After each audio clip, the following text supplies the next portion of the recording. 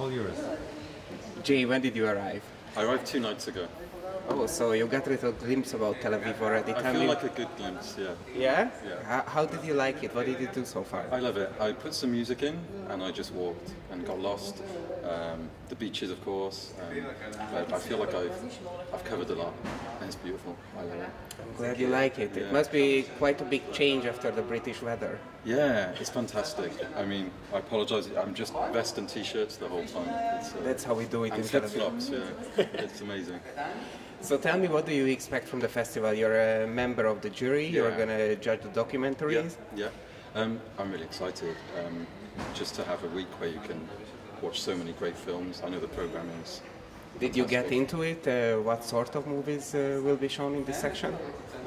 I've had a look, but I quite like to keep an open mind and not research the movies. So it's more of a surprise and I can go with what I'm feeling. And, you know, we have to watch all the documentaries, so sorry, that didn't really answer you. No, it's fine. Nowadays, when we are talking about documentaries, it's good to make a difference between television documentary and cinematographic documentary.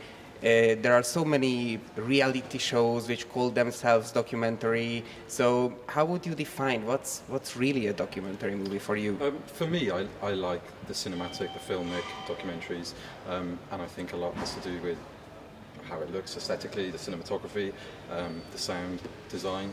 But really, I guess it's about the documentaries I'm always drawn to, when you're really engaged with the characters. So you're not just observing anything, you actually go from a beginning to an end point and you're with them the whole way. And I think that for me is the difference between the reality TV documentary and the screen for cinema. You directed a very successful one called My Mother. Tell us a bit about the story. I filmed this in California 2 years ago. A great Mexican guy who lost his mother 10 years ago, and he was slowly transforming into her, wearing her clothes. Each weekend he'd drive up to San Francisco and try and live a little like her, and he'd perform and meet people. And so it was it was 10 minutes, and it was his literal metamorphosis from a masculine Mexican guy into his mother, very beautiful, feminine. It got really great attention. Did you expect this, or it was a surprise for you? No, well, my background was documentary photography, so this was the first time I'd filmed, and I hadn't been to film school, and there are definitely technical problems I had, but I think the story and the character was really engaging. He's a really great guy. He's very eloquent, very funny, and I think that kind of carried it through. So I was really surprised it did well. But it came from a really nice place. I didn't expect anything. I didn't really even know how to make a film. So yeah, I was really pleased with the reception. Sometimes I'm wondering if filmmakers who do a documentary about somebody, do they follow what happened with the person afterwards? Are you still in touch, or the professional relationship is over and that's it? No, it's really important to me. I think it's the duty of care, especially when something's so intimate.